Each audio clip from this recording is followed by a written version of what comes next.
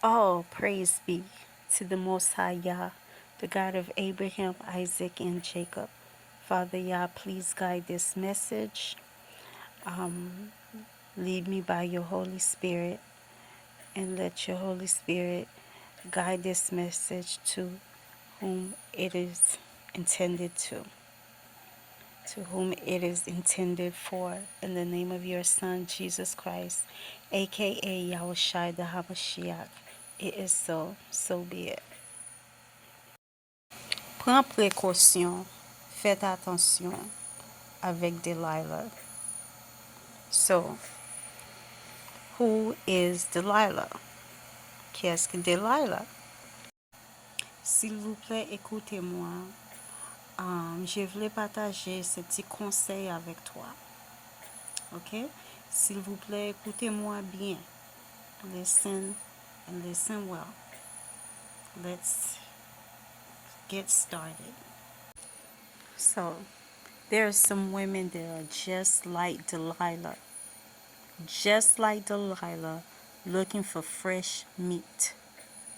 Okay? There have been many men who fall victims to these Delilah type of women. They are opportunists,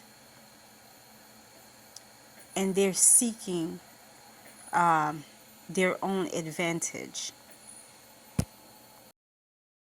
These type of Delilahs usually come with motives and interest in mind. So be cautious. Keep your eyes open. Seek the Most High for discernment. Do not fall for the Delilahs. Don't fall for them. These Delilahs are usually wolves in sheep's clothing. C'est hyena en robe de mouton. Ok? C'est hyenas, c'est pas mouton. So faites attention. And utilisez discernment et priez avant quelle que soit la décision. Priez. Adressez mon Dieu.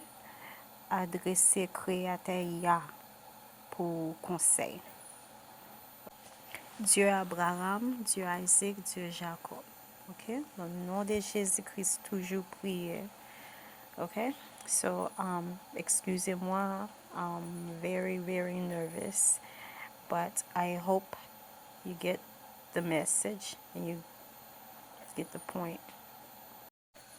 Delilah was a flatterer. She was a flattering woman, a flatteuse, who flattered Samson to get Samson's secret. So, be careful. Faites attention, mon frère, mes amis, faites attention. Now, Mr. Talk with you, ma'am. You're very highly mistaken, Delilah. For your information, I am not Steve. I am not Steve. And I know a snake when I see one. If you run with snakes, you're a snake. And Delilah, for your information again, this is way bigger than you. So you're wasting your time. So go have a seat somewhere and stop wasting your time.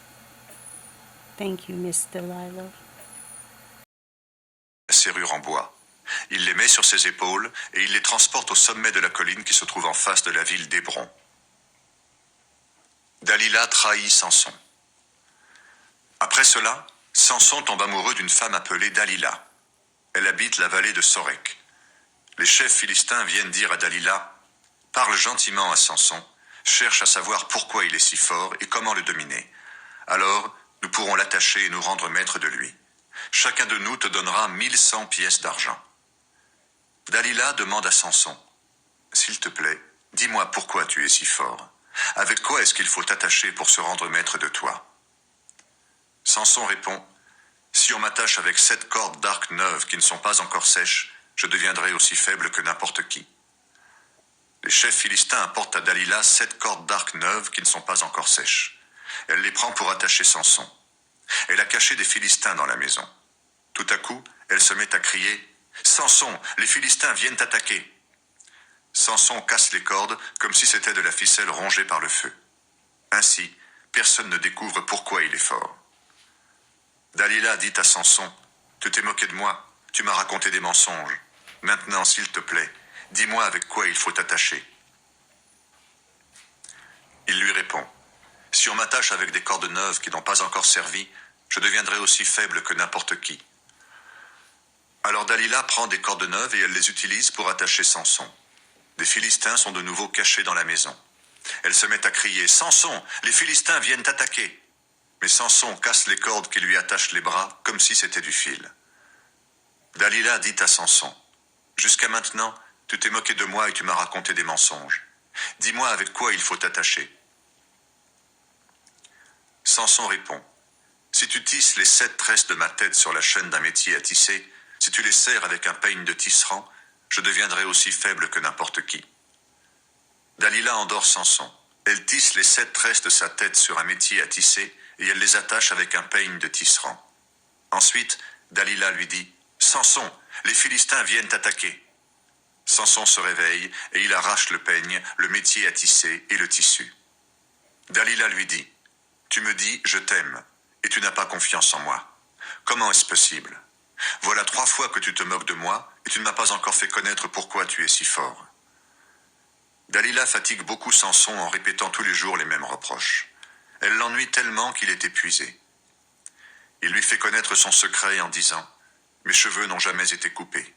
En effet, j'ai été consacré à Dieu dès avant ma naissance. Si on me coupe les cheveux, je perdrai ma force et je deviendrai aussi faible que n'importe qui. » Dalila comprend que Samson lui a vraiment fait connaître son secret. Alors elle fait dire au chef philistin « Cette fois-ci, vous pouvez venir, Samson m'a vraiment fait connaître son secret. » Les chefs philistins vont chez Dalila avec l'argent promis. Dalila endort Samson sur ses genoux. Elle appelle un homme qui coupe ses 7 tresses. À partir de ce moment, elle le tient en son pouvoir, car sa force s'est retirée de lui. Alors elle dit « Samson, les Philistins viennent t'attaquer. » Il se réveille et se dit « Je vais m'en sortir comme les autres fois et je me libérerai. » Il ne sait pas que le Seigneur s'est retiré de lui. Les Philistins le prennent et ils lui crèvent les yeux. Ils l'emmènent à Gaza. Ils l'attachent avec des chaînes de bronze. Ils l'obligent à tourner une grosse pierre ronde dans la prison pour écraser le blé. Pendant ce temps, ses cheveux qui ont été coupés commencent à repousser. Samson se venge et meurt. Un jour, les chefs philistins se réunissent pour offrir un grand sacrifice à leur dieu Dagon et pour fêter leur victoire. Ils chantent « Notre Dieu a livré entre nos mains Samson, notre ennemi. » Quand le peuple voit Samson, il chante la louange de son dieu Dagon en disant « Notre Dieu a livré entre nos mains Samson, notre ennemi, le destructeur de notre pays qui répandait la mort parmi nous. » Dans leur joie, les gens disent « Faites venir Samson pour nous amuser. » On le fait sortir de prison et il amuse la foule. Ensuite, il le place entre les colonnes du temple de Dagon. Samson demande au garçon qui le conduit par la main « Guide-moi pour que je touche les colonnes qui soutiennent le temple. Je veux m'appuyer contre elles. » Le temple est rempli d'hommes et de femmes. Tous les chefs philistins sont là. Il y a sur la terrasse environ 3000 personnes, hommes et femmes, qui s'amusent à regarder Samson.